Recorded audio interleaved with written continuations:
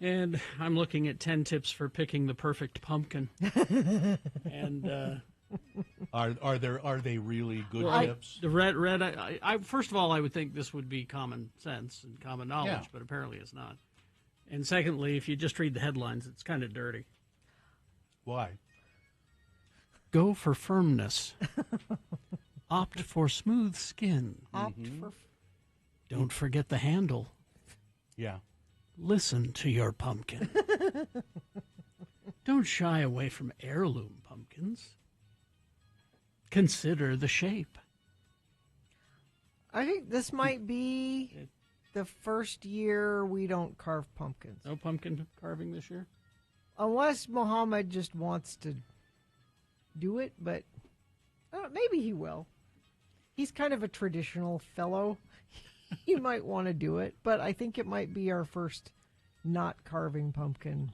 I don't think he will carve a pumpkin. He's got a million things on his plate. It's true.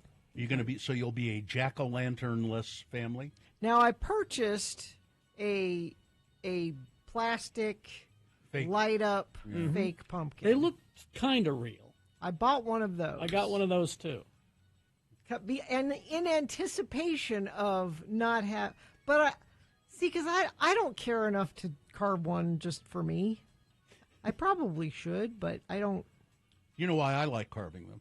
I like the seeds.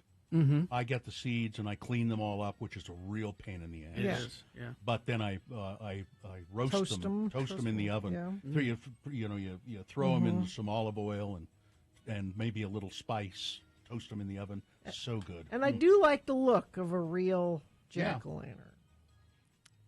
Go for firmness. While there are many pumpkin firmness levels, the firmer the better.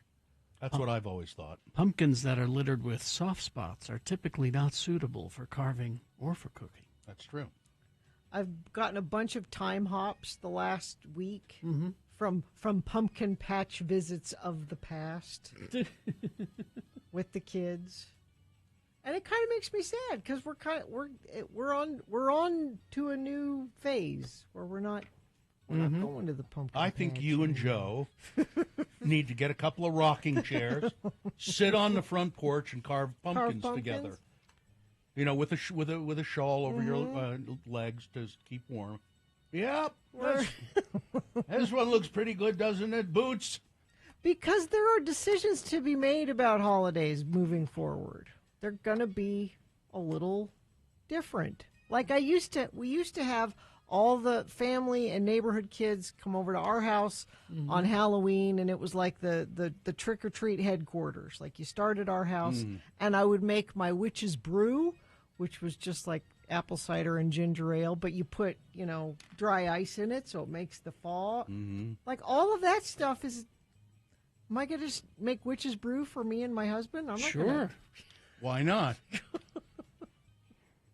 And then you can sit down and listen to some pumpkins. What you're going to find, Gina, is the final child leaves. Yeah. Is that you and Joe are going to be living in opposite ends of the house. That's what happens. That's what happens? Yeah, opposite ends of the house. Next time you are picking a pumpkin, give your pumpkin a tap.